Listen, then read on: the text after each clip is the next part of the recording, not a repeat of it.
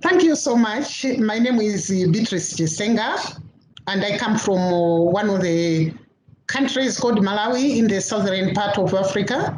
Malawi, like most countries, is one of the poor countries in sub-Saharan Africa. And most of the people, including my own family, we used to live in the rural areas. About 90% of the people, they live in the rural areas. In general, most people who live in the rural areas may be very poor people, maybe ultra poor. And this is the situation where I was, the family I was brought up with. Of course, here, when we classify poverty is totally different from the way you classify poverty in the United States, because here in the rural areas, if somebody is living in a small house with maybe iron sheets, we call that one a rich one. If he has some goats, some chickens, those are the rich people.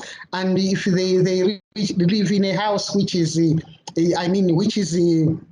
leaking, we could classify them, and maybe they don't have food, we classify them as poor people. So in general, most of the people are on the line of being poor people. And of course, the main challenge among the poor people is the water itself. Shortage of clean water.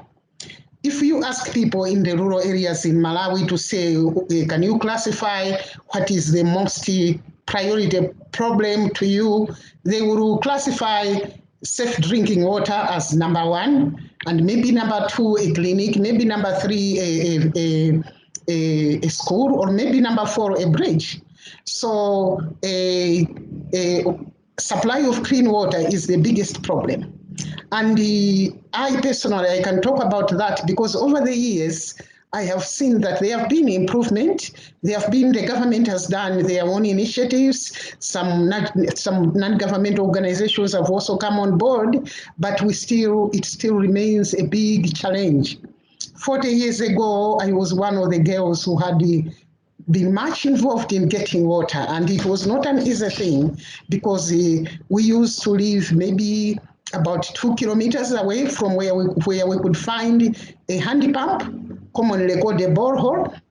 So we used to get up as early as 4 o'clock to go and fetch water, and we carried the water on the head, tracking over maybe sometimes 1.5 hours or sometimes 2 hours. By the time we got home, it could be around 7 o'clock, and then we had to rush and go to school. So as much as the government wants that every family, every girl child should have a safe drinking water within their vicinity, within half a kilometer, but in reality, it's not like that. There is still a big, big challenge. And also the other target the government wants is that within 30 minutes, the girl child or the woman should be back home, but it's still not reality in our countries. And by the way, maybe another thing I should have mentioned is that carrying water is mainly the responsibility of the girls and the women. So which means that if we bring the water closer to the houses, it means to the households, it means it's a great relief for the women as well as the girl child. So briefly, just maybe to talk more about them challenges which I had come across. We had so many problems, and I remember very well at one time we almost could have been caught by a hyena. And sometimes as girls, we are getting up so early because of that, we had the risk of being abused as well. Because I remember like one day, a man who wanted to abuse us chased us, and we had to throw away our buckets on the head and run after our lives. So the thing is, there are so many challenges which come because of water is not near to the households. And not only that, there are so many diseases, and the highest killer of the children is the diarrhea diseases, and it's because of the same reason that still there are so many people who have no access to clean water right now.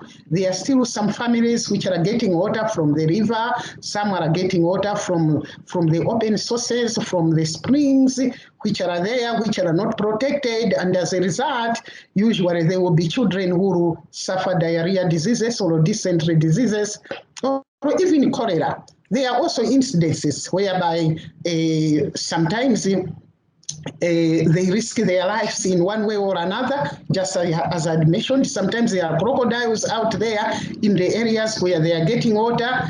People have sometimes been killed because of that. So all what I am trying to explain here is that there is a big problem about water in our country.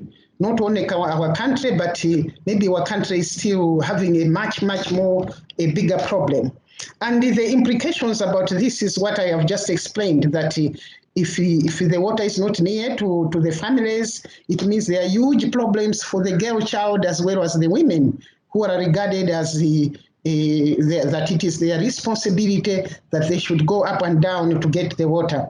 And the implications are enormous, because even the girl child, it means it will affect her education.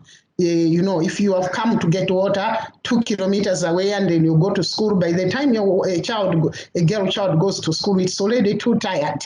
And then because of that, and then he may not perform very well. Of course, I thank God I was one of the few exceptional people that maybe with the encouragement of my mother, who was a primary school teacher, who forced us to study, despite that maybe, we come from, before we go to school, we go to get water. And then after school, we go to get water again, maybe twice, which means by the time we are back home was already around 19 hours or 7 p.m. We were already shattered because of getting water, going 3 times to get water, which was almost 1.5 kilometers away. But anyway, with the guidance of my mother, with the encouragement from my mother, at least it helped me, because my mother used to say the only way you will come out of getting water from there far is that you should get educated, and then you will work in the city, and then at least we here in the city there is piped water. So that was a great encouragement to me as well. And it happened really that I followed that path, that by the end of the day it went well with me in terms of education. And so the biggest solution to all these problems and the implications which I have talked about, the solution is providing the hand pumps. Hand pumps are known to be the only biggest source of solution to provide water in the rural areas, not only in Malawi, but in the whole sub-Saharan Africa. So, but despite that solution, we still have challenges. So many hand pumps have been installed in different places here in Malawi, but about 30 to 40% still are not working, just because of the poor hardware, just also because some of them cannot go deep enough. And because of these problems, we feel that the best solution right now, which not only us have realized as design outreach, but even the government has realized that this is the biggest solution, is to provide the life pumps to the people in the rural areas, because the life pumps is a strong hardware and it resists tear and wear, and it makes the poor people who are responsible for operations and maintenance to be relieved of the responsibility, because this is a government policy. Once the pump has been installed, the government cannot manage to do all operations and maintenance. The whole operations and maintenance lies in the hands of the community, or the users, or the beneficiaries. But mind you, these rural stakeholders, as I said earlier on, they are usually the poorest people, and most of them, they live on just one meal a day. In terms of statistics, they will say they live on less. A family of 5 lives on less than $1 per day. That's according to this classification of World Bank. So the thing is, we need to. It is very important, and I want to thank you, and also to encourage you. firstly thanking you for the pump which you provided at Chikwangwala and at also Ntenje, because those pumps now are doing miracles. They are doing great work. And as you might have seen from the videos which Greg must have shown, there was great celebration, because that was a great relief for the poor people in those villages to be able to have clean, safe, reliable drinking water. And in the 3 years to come, or in 4 years to come, those communities, in terms of their socio-economic impact because of clean water, will be enormous, because likely the girls will be going early to school. They will no longer be going to the river. They will no longer be walking long distances to get the water, which means they can concentrate in school, and in the future they can get educated. Not only that, because now they, like for example at Ntenje, there were literally a lot of cholera cases. Every month, a lot of children would be admitted in the nearby hospital. And now those diseases, those admissions will reduce. It means we'll have healthy families, healthy mothers, and healthy children. And even reduction in hospital admissions will also be positively in terms of managing the cases at the hospital.